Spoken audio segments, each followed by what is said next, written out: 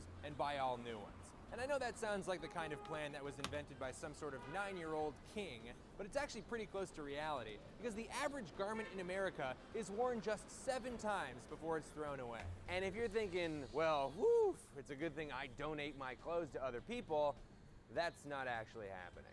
Oh, you're donating your clothes, but that basically just means that your clothes take a little trip to the Salvation Army, where they say thank you for your service, before 90% of all clothes donated to a thrift store get rejected and sent straight to a landfill or a textile waste mill. With stores like H&M, Uniqlo, Zara, Guess, and Gap selling low-quality clothes at bargain basement prices, Americans buy an average of 68 items of clothing every year, which seems like a lot of clothes. But it's not even all the clothes, because 10% of clothing produced gets worn 0 times because it never gets bought and it just goes straight into the garbage.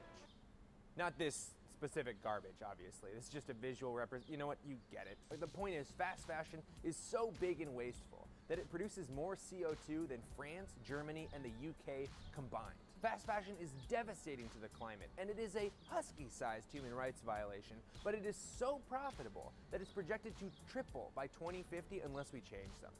We are currently knocking on the door of a climate catastrophe, and we need to be reducing our CO2 emissions instead of greatly increasing them. And how we deal with fast fashion may determine if we're able to avoid some of the worst parts of a climate disaster. But unlike most of the systemic causes of climate change, there's actually something you can do about fast fashion, maybe? Hi, I'm Raleigh Williams, a sort of discount Burt Reynolds type and a climate science and policy grad student. And this is a video about fast fashion. Welcome to Climate Town. Thank you so much for subbing with Twitch Prime. You get 1 Prime sub a month, and you chose to use it on me, and I appreciate you for that. Thank you, Joker. Hell yeah, no ads. Y'all can fuck right off. I turn my ads to like the lowest amount possible. Like, I have to run ads on the channel, and I literally made it to where it runs like 1 minute ad once an hour. You know, it runs an ad 30 minutes after I go live, which is like, it's mandatory. So within the first like 5 to 30 minutes, you have to run an ad. And then after that, it's subsequent at 1 ad every hour. Gotta do it. But not if you're subbed. You can avoid the ads by subbing with Twitch Prime, $5, or VPN ad blocker. Shout out. Fashion wasn't always about buying $5 dresses or trying to look like a sexy haystack. Mission very much accomplished, by the way. Before the 1800s, people either made their own clothing, bought it secondhand from slop shops, or went to their local tailors or seamstresses. In any case, they wore the garments until they fell apart or they died at the ripe old age of 29, the way God intended. So while ultra-rich people like kings, queens, or the wealthiest rooks could afford fancy fashion and trends, durable clothing was the name of the game for most people. Basically, I'd be wearing this suit until I looked like some kind of accountant that got sucked into the Jumanji game for 15 years. But then, the Industrial Revolution happened. And people who talk like this had more... People who done talk like this were spending more time working in factories and had less time to make their own clothes. So a spike in demand for ready-made clothes was met with an abundant supply of cotton from America because of slavery. Yep. Well, demand for clothes plus a cotton supply plus new textile technology allowed clothing to be produced at a much greater scale at a lower price, allowing more people access to more types of clothing. Now, all of this new technology and money made factory owners and slave owners a fat stack of cash because they paid their workers practically nothing. Hell yeah, dude. Practically, you don't have to pay slaves. That's the whole point of slavery. You don't have to pay them. Yeah, they was making fat fucking money. Of course they were. That's basically the same way, like, I mean, it's not the same. Never mind. Bad comparison. About to make a really bad comparison. Don't worry about it. Actually nothing, and they profited massively from the economies of scale. Technically, slavery ended with the ratification of the 13th Amendment in 1865, but poor working conditions and intentionally low wages kept factory owners incredibly rich. And these cartoonishly evil men did things like lock the exits and stairwells so that their workers wouldn't be tempted to take breaks from their nightmarish working conditions or steal a pair of socks. And then on March 25th, 1911, a fire broke out in this building. And if you're hoping that maybe this Really? isn't the Triangle Shirtwaist Factory building, you're out of luck. The workers in the factory were unable to escape the fire because the factory owners did that thing where they lock everyone in. And 146 people, mostly women between the ages of 14 and 23, were killed when they either burned alive or jumped to the pavement 8 floors below. It was tragic, and it shocked the nation, and That's fucking nutty, bro. They used to lock the doors so people couldn't get out. And then the building caught on fire, killing all the employees because the fucking owner locked the door? Oh my god, dude, that's devastating. I've never heard that. Watching Batman last night. Lay down, I think it was after. I haven't watched it.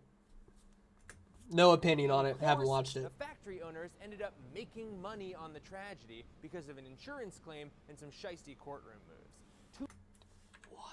Making money on the tragedy. Harrison Blank had made a profit from the fire of $400 per victim.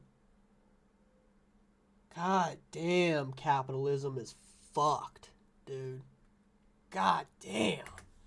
Because of an insurance claim and some shiesty courtroom moves. 2 years later, the owner of the factory actually got caught locking the doors again, and he got the electric chair. Oh no, he got fined $20, which was the minimum allowable fine for that kind of thing. Anyway, over the next 40 years, with the help of Francis Perkins, the Secretary of Labor under President Roosevelt, enough labor reforms were implemented that working in the fashion industry was maybe kind of okay. I mean, you weren't making chess piece money, but at least you had a weekend, insurance, time off, and best of all, the goddamn doors weren't locked. At the risk of leaving out a ton of context, everything I've described so far is traditional slow fashion. Clothing is designed, manufactured, shipped, and sold domestically. And as recently as I'm not gonna die for this video. As recently as 1990, more than half the clothes bought in America were also made in America. But between 1990 and now... Oh, that number is drastically changed, boy. And it's because of capitalism. Why would you spend $40 or $50 on a t-shirt when you can outsource to children across the ocean where they pay their workers, you know, fucking nickels and pennies? And yeah, it's the free market, baby. Capitalism. You know the meme of the wrestler guy smelling the money? That's capitalism. So much manufacturing went overseas that America now makes less than 2% of its clothes. And now almost every item of clothing worn in America has to first make a CO2 intensive international trip before anyone wants to dress up to go to brunch or church. Right. Or baseball game.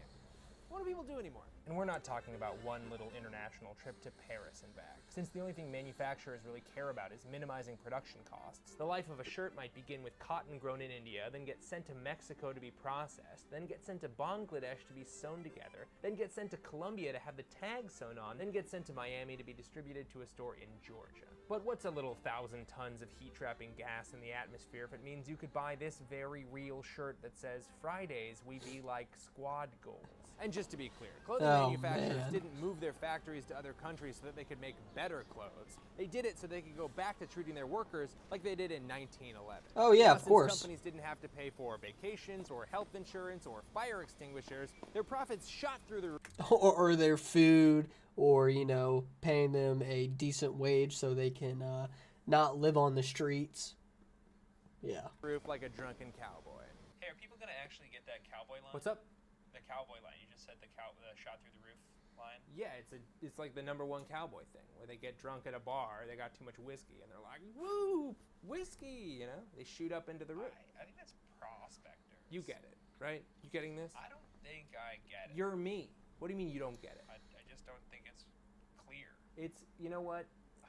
Okay, we'll put a part where both of us belabor this, and then I'll do a Patreon page plug at the end of it. Okay? Like right here, and people can just make fun of you in the comments. If they want to roast me in the comments and sign up for my Patreon, they're going to do that. And their profits shot through the roof like end of sentence.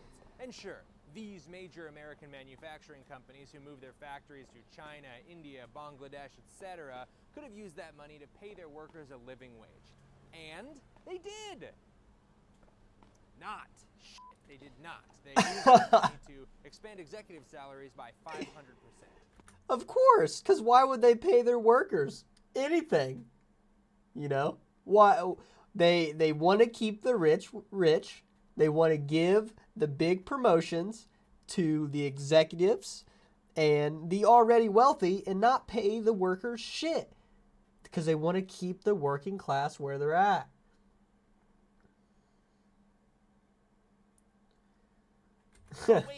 Wait, do you think India has better supporters on call centers to teach you how to install the... What are you saying? Do you think the India supporters are better than the U.S.? Or does India have all of the call centers? Because, yeah, I know. It's pretty much... No, it is ironic. What do you mean? Same for call centers. Do you think India has better supporters on call centers to teach you how to install? I mean, I don't even think the U.S. has a fucking call center for the Alexa. I bet they're all Indian. Is that the joke?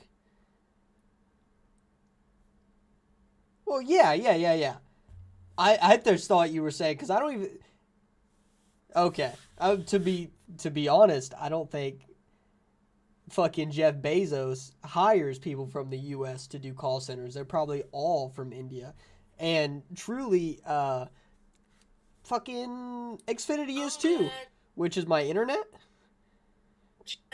Fucking every time I had to call, I remember I called, long time ago when my internet was fucking real bad. I called up there. I was like, hey, I'm interested in getting a new box. And the dude was like, it was from India. And he was like, oh, I don't know how to help you with that. I was like, what do you mean? It's like, you guys... It's Xfinity. I'm trying to get a new box. Like, how do I go about getting a new box? And he's like, I don't know. He's like, I just work the call center. I'm like, yeah, this is the fucking support number. Like, where can I go to get a new box? He's like, I don't know, man. Look it up. I was like, what the fuck? Useless. No, literally all companies, yeah. And it's like that because of fucking capitalism. Capitalism gives companies...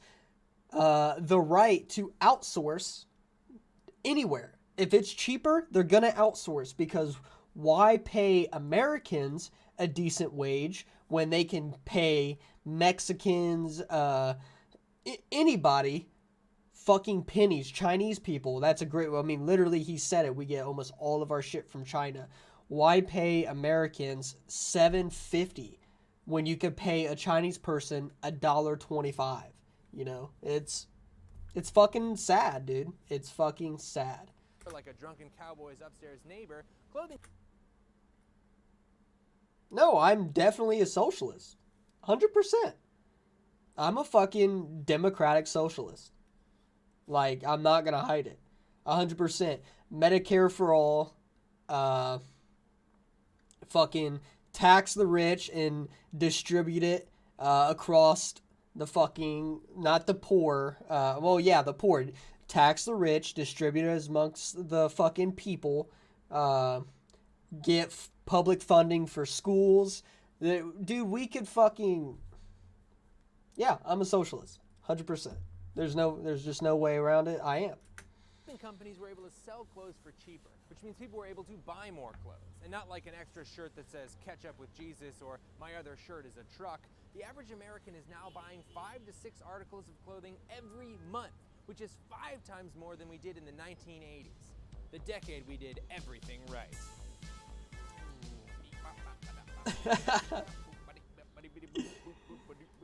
So as I've bought maybe like 10 articles of clothing over the past, let's say 20. I've bought 20 articles of clothing over the past 3 years. And most of it was jeans, like work jeans. I'd go to Goodwill and buy like the $3 jeans for work. And I bought that outfit, the Teddy Fresh outfit, and I think more Goodwill clothes, like shorts, swimming trunks. That's all I've bought. Gotta go back to work. I would lurk, but no worries, man. I appreciate you stopping in. Thank you for the sub, of course, and have a fantastic night. Join back. I'll be here. Consumers bought more and more clothes, it started a cycle that paid executives to hire more overseas workers at starvation wages, to make more low-quality clothes, to ship them over to America, to put them in stores that told people that the color of the season is blue, baby, and you just gotta buy it. No one has landed a kickflip since 1999. And if you're familiar with my general kind of climate change shtick, you'll have guessed that I'm only talking about this because the spike in manufacturing has come at an enormous cost to the climate. When you grow cotton or manufacture plastic to make clothes, it generates CO2. You also need like 1,800 gallons of water to make a single pair of jeans, which seemed high to me, and then I did the research, and it turns out all of the sources confirmed that, including Levi's own website. So, like, wow. When you process the cotton and plastic, it also generates CO2. When you transport it to stores around the world, when you buy it in an online purchase, hell, when you throw it away or donate your clothes, it's generating more CO2. I'm doing a YouTube video. I'm not an actor, I'm a comedian, which is way worse. Sorry, thank you. Love you too, James. Good to meet you. What a nice guy. All told, the fashion industry contributes to 10% of our global greenhouse gas emissions. That dude's face was like, this motherfucker, is he having a psychotic break right now? So I haven't watched any of his videos. I seen a post on Reddit about one of his videos. Watched like a 1 minute clip and was like, oh, this dude, this is going to be good content. It is Crazy high, but it's also a little abstract and it's not super landing for me right now, and I promise I can do better. How about this? Take a company like Zara. Zara did roughly $26 billion in sales in 2019 and is so insanely profitable that the dude who invented Zara, Amancio Ortega, became one of the 10 richest people on the planet. Damn. Selling shirts that say shit like, "Kiss me, I'm Monday." They make so much money that every other brand is just gagging to be as profitable as Zara. So they're trying to do more. I've never heard of Zara. Does, which, as it turns out, is crank out CO2 30% faster than the nearest fast fashion competitor. Zara manufactured about 840 million garments this year. About 97% of all the cotton, plastic, and metal used in all those garments was brand new, never before used material, made specifically for those garments. Now, if you remember the intro, which feels like it was so long ago, roughly 10% of fast fashion merchandise is never sold and just thrown away, which means Zara just manufactured roughly 84 million pieces of trash out of almost entirely new material. All that cotton, gone. All that oil extracted to make the plastic, gone. All the fossil fuels used to transport all that material, wasted. And for what? So we could stock a shelf full of literal garbage. Well, sheesh, Daniel. Could recycling our clothes maybe help us out here? Unfortunately, not really. See, in the same way that it's cheaper for a company to make a new plastic bottle than it is to recycle an old one, fast fashion clothing is this delightful blend of plastic microfibers and cotton to give our pants that double baked in stretch. The problem is it takes a lot of work to separate those plastic fibers back out, which means more workers and less profits. And that's just not gonna work for these companies that really love money. And at a time when we can't throw out clothes fast enough, Zara, H&M, Guess, and the other fast fashion super friends are making billions of disposable garments every year. That's trillions of gallons of water, billions of barrels of oil, airplanes and freighters crisscrossing the globe to distribute these disposable clothes, burning fossil fuels at insane rates and making piles of textile waste in our landfills. And some brands will make the argument that fast fashion is the only way poor people can afford to dress well, which is maybe an okay argument if you hear it and then immediately get kicked in the head by a mule. Because if you think about it for about 5 seconds, you'll realize their argument is just, we don't want to exploit the poor people we already exploited when we ship their jobs overseas by making them pay high prices for clothes, so we're going to go ahead and exploit the even poorer people overseas. And they really don't want you to think about the third option, which is, hey, let's not exploit any... Pro tip, only caring about poor people when it's convenient isn't caring. Poor people, and let's just reduce the profits at the top by a little bit. And also, no, do you remember the can't happen. Shirtwaist okay, so the thing about capitalism is you cannot stop the profit margin. If the bar is not going up, something has to happen. I heard that Doritos, they were they were they had the inclination that their profit margin was going to go down. So to counteract it, they decided to stop putting like 1 or 2 chips in each bag. So instead of like just eating the cost, they started taking like 1 to 2 chips out of every single bag to get their money back. Factory fire and all those human rights violations? Well, working conditions are literally worse than that in dozens of countries right now. Hundreds are dead. Hundreds more might still be buried alive after officials in Bangladesh say factory owners ignored an order to evacuate. Some 400 dead. Hundreds still believed to be missing. Wow. Now, much better hosts than me have made much better videos than this one about the human rights violation that is just at the heart of fast fashion. And so rather than butchering all of those, I've linked them in the description and I encourage you to watch some of them. Okay, calm down, dogs. I know this script has been... Cool it! I know this script has been super dark up until this point, but we have officially entered the we have a way out phase. And the big change we need to make is policy. Now, despite fast fashion having a documented history of labor abuse and environmental destruction, it is largely unregulated. Let me give you an example. A company like Gap subcontracts to a factory in Bangladesh. That company uses child labor. Gap turns a blind Hell eye yeah, it until does. some journalist figures it out. How old are you? Sheila, do you go to school? Gap pretends to be shocked. They fire that subcontractor. Gap then just gets a new unregulated subcontractor, You're 14. and the whole cycle starts again. I'm shocked to find that gambling is going on in here.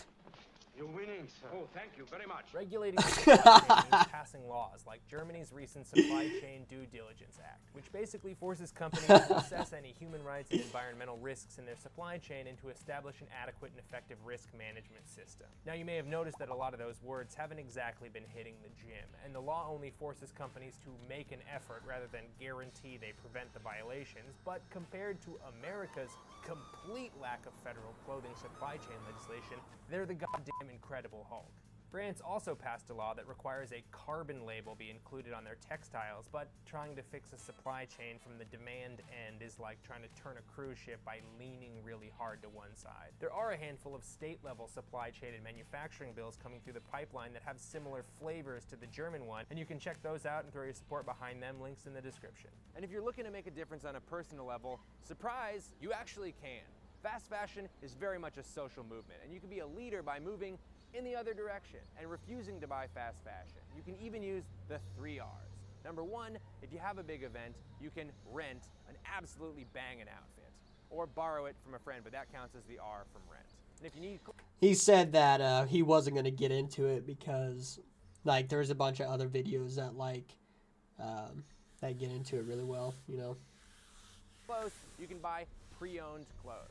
And I know that's not exactly starting with R, but that's the best I could do, and I'm so sorry. And also, if your clothes are damaged, you can repair them, okay? That's fun. Plus, you learn a new hobby. Remember hobbies is what we used to do before we had phones. Those are the 3 R's, baby. Hey, webheads, a little note here. There is some controversy about that first R, rent. A study from Environmental Research Letters found that in some cases, the extra driving, transportation, and frequent dry cleaning makes renting clothes worse than buying new clothes. So research wherever you're renting from beforehand, or maybe wear something you already have. Is looks it? great, I promise. And somebody please tell me a word for pre-owned that starts with R, because I don't honestly know, cannot dog. find one. Anyway, shout out to Dana Thomas, Fashionopolis, great book. And when it's time to get rid of your clothes, try your best to resell them, or go to clothing swaps, or give them to friends or family. I mean, you can still donate them as a last resort, but just know that 90% of what you donate is probably about to make really good friends with a seagull at the dump. And if you do have to buy new clothes, and you don't, but if you do, you don't. But if you do, you should buy from someplace that actually gives a shit about their supply and manufacture. So the next time future you just has to buy something, consider starting by researching the brand you're buying from, or by using a third-party source like United by Zero. Now, I offered to plug United by Zero for free, but those dorks literally paid me to shout them out. Right here. This is it. 15 minutes into a video, they paid me for this. Insane. But just so they get their money's worth, United by Zero aggregates a bunch of independent brands that are vetted by actual scientists and are either upcycled or made to order or economically circular or just generally produced in a more thoughtful, sustainable, lower carbon. That's actually They have a really whole cool. website you can scroll through and check out Wow. if you feel like it. But the bottom line is that companies are going to chase after customers. So if you as a customer place more of an emphasis on measurable sustainability, companies are going to try to cater to you. So first and foremost,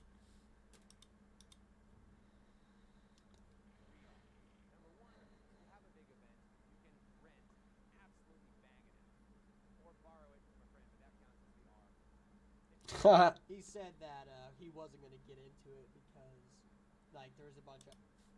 I don't know, man. I don't know where that came from. push your representatives to pass laws about fast fashion and join up with organizations that are already working towards that. I linked a couple in the description, but if you have a little bit of a Google, I bet you can find some local groups in your area to join up with. And by all means, be part of the movement by avoiding fast fashion. From now on, the color of the season is there is no color. It's a stupid idea. Unless it's blue. I have this blue suit. I got a bunch of blue shirts that I wear all the... No. There's no color of the season. That's dumb and bad, and it's gone. Okay, thank you so much for watching Climate Town. See you later. He's got good videos. Well, that was about 4 minutes longer than it needed to be, huh? Seriously, thank you so much for watching. I really appreciate it. I'm going to keep making more videos. Do it again. But if you do want to support the I channel, want to see him like... a Climate Town Patreon page, and the link is in the bio. Wait, people have to pay for these? He did it! He did it. Oh, so awesome. Do it again. Oh, no. They're still all on YouTube for free. This You won't do it again. To, like, help me make them faster and better. Oh, also, exclusive behind-the-scenes content and interviews and, like, stuff that gets cut from the final videos. So you want people to pay for the stuff that's not good enough to be free? I am just hoping that a few people might want to send, like, $5 a month my way because you appreciate what could be described as highly researched, low-budget, super try-hard climate comedy. Yeah! Or like edutainment? No, like infotainment. And you have to pay for it? Only the bad stuff. The good stuff is still free, right? Okay, I feel like this really went off the rails. Hey man, don't look at me. You're the one trying to get people to donate to your climate comedy Patreon page. The link is in the bio. Sick.